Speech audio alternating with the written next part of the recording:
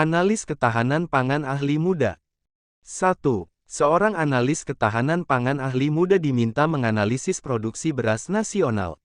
Berdasarkan data terbaru, produksi beras Indonesia tahun 2023 mencapai 31,88 juta ton. Jika kebutuhan konsumsi beras per kapita adalah 97,6 kg tahun dan jumlah penduduk Indonesia 278 juta jiwa, berapa persentase surplus produksi beras nasional? A. 10,5%, B. 12,7%, C. 15,3%, D. 17,8%, E. 20,2%. Kunci jawaban yang paling tepat dari soal di atas adalah C.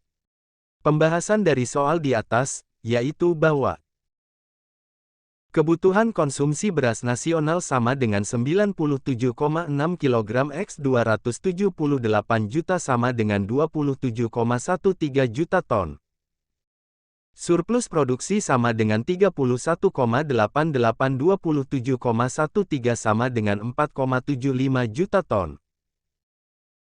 Persentase surplus sama dengan 4,75 31,88 x 100% sama dengan 15,3%.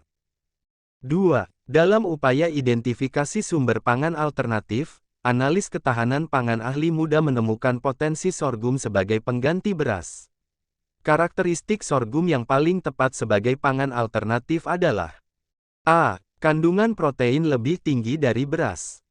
B. Indeks glikemik lebih rendah dari beras. C. Kandungan serat lebih rendah dari beras. D. Lebih mudah diolah dibandingkan beras. E. Harga lebih murah dibandingkan beras. Kunci jawaban yang paling tepat dari soal di atas adalah B.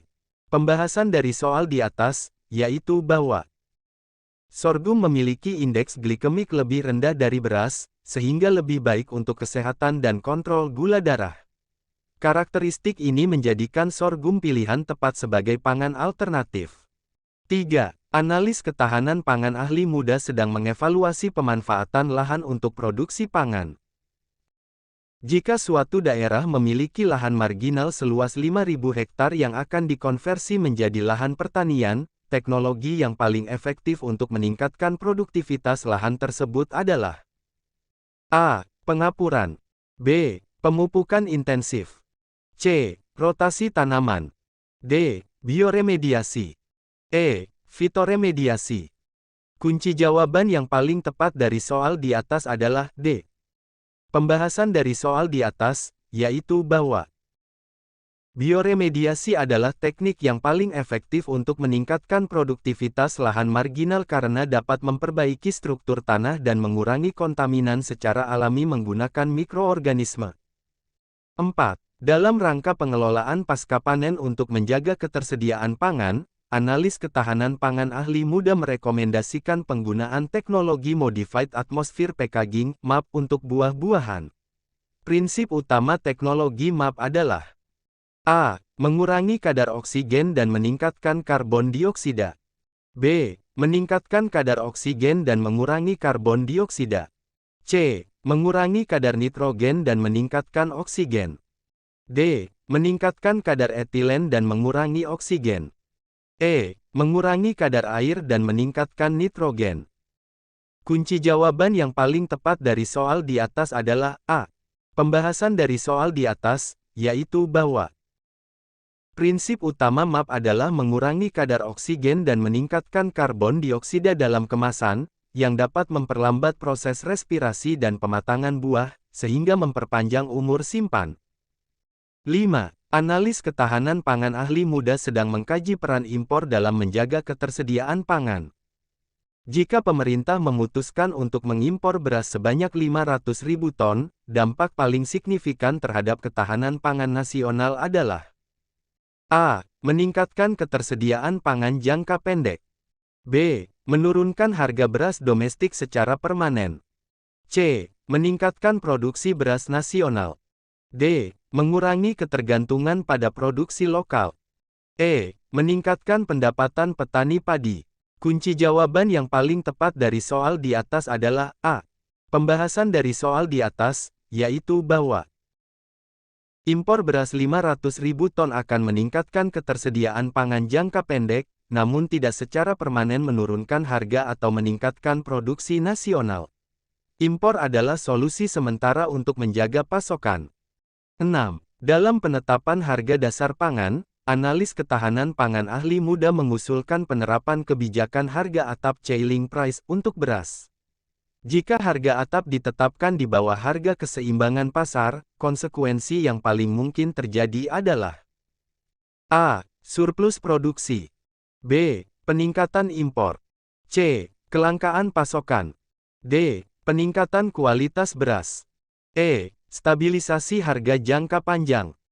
Kunci jawaban yang paling tepat dari soal di atas adalah C. Pembahasan dari soal di atas, yaitu bahwa penetapan harga atap di bawah harga keseimbangan akan menyebabkan kelangkaan pasokan karena produsen cenderung mengurangi produksi, sementara konsumen meningkatkan permintaan.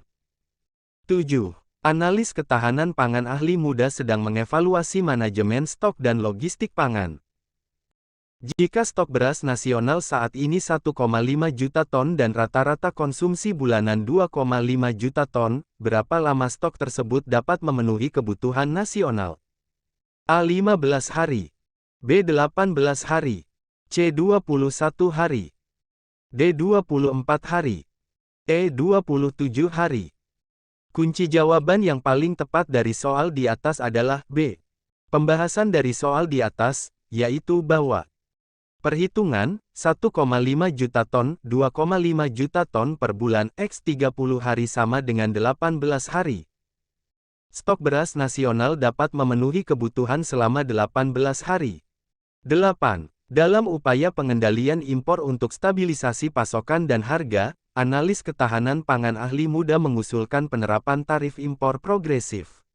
Dampak utama dari kebijakan ini terhadap pasar domestik adalah A. Menurunkan harga pangan domestik, B. Meningkatkan keragaman produk impor, C. Mendorong efisiensi produksi dalam negeri, D. Mengurangi daya saing produk lokal, E. Meningkatkan konsumsi pangan impor. Kunci jawaban yang paling tepat dari soal di atas adalah C. Pembahasan dari soal di atas, yaitu bahwa tarif impor progresif akan meningkatkan harga produk impor, sehingga mendorong produsen dalam negeri untuk meningkatkan efisiensi produksi agar dapat bersaing dengan produk impor. 9. Analis ketahanan pangan ahli muda diminta mengevaluasi peran Bulog dalam stabilisasi harga pangan pokok. Jika Bulog melakukan operasi pasar dengan melepas 100.000 ton beras ke pasar saat harga melonjak, dampak jangka pendek yang paling mungkin terjadi adalah A. Penurunan harga beras secara signifikan, B. Peningkatan produksi beras nasional, C. Penurunan impor beras, D. Stabilisasi harga beras temporer, E. Peningkatan pendapatan petani. Kunci jawaban yang paling tepat dari soal di atas adalah D. Pembahasan dari soal di atas, yaitu bahwa operasi pasar Bulog dengan melepas 100.000 ton beras akan menyebabkan stabilisasi harga beras secara temporer, namun tidak akan mempengaruhi produksi atau impor dalam jangka pendek. 10. Dalam menganalisis elastisitas permintaan dan penawaran pangan, analis ketahanan pangan ahli muda menemukan bahwa koefisien elastisitas harga permintaan beras adalah minus 0,5.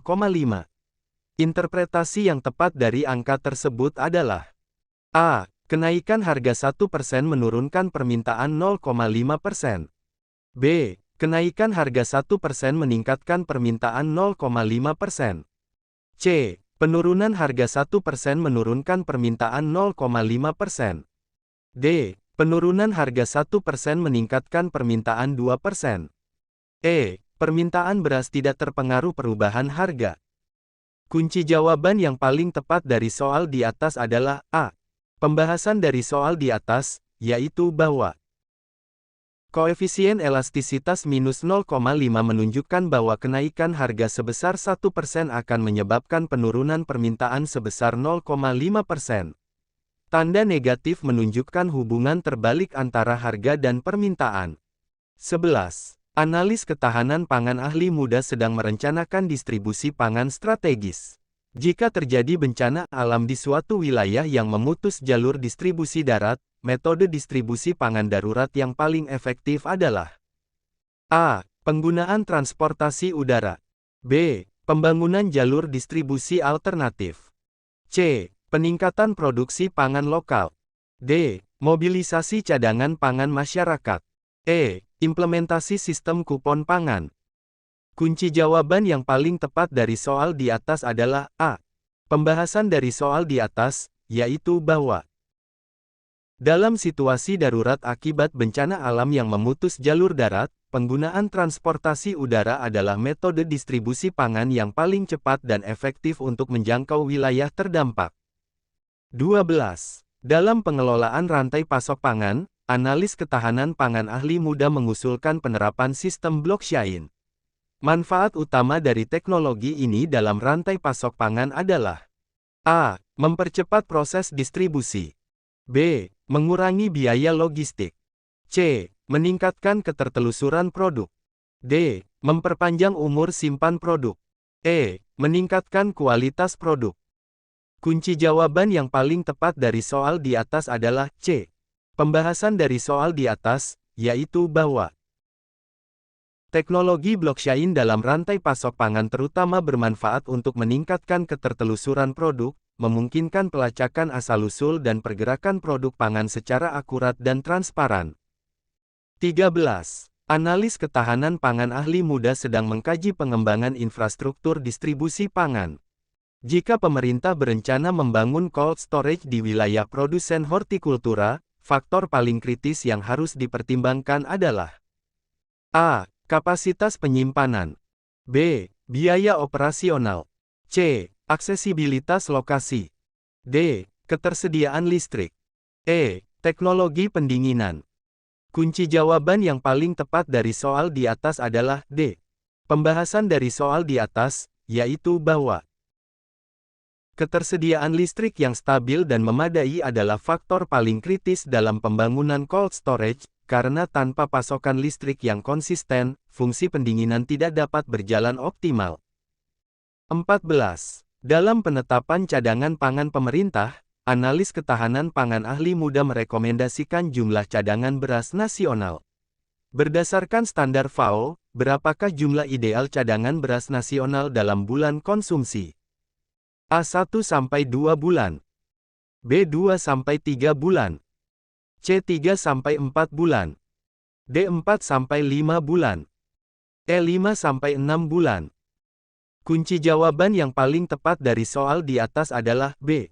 Pembahasan dari soal di atas, yaitu bahwa standar FAO merekomendasikan cadangan pangan nasional sebesar 2-3 bulan konsumsi untuk menjamin ketahanan pangan dan mengantisipasi guncangan pasokan. 15. Analis ketahanan pangan ahli muda terlibat dalam koordinasi antar instansi untuk distribusi pangan. Dalam situasi krisis pangan, lembaga yang memiliki wewenang tertinggi untuk mengkoordinasikan distribusi pangan nasional adalah A. Kementerian Pertanian. B. Kementerian Perdagangan. C. Badan Pangan Nasional. D. Badan Nasional Penanggulangan Bencana. E. Bulog. Kunci jawaban yang paling tepat dari soal di atas adalah C. Pembahasan dari soal di atas, yaitu bahwa Badan Pangan Nasional memiliki wewenang tertinggi dalam mengkoordinasikan distribusi pangan nasional, terutama dalam situasi krisis, karena lembaga ini dibentuk khusus untuk menangani kebijakan pangan secara komprehensif.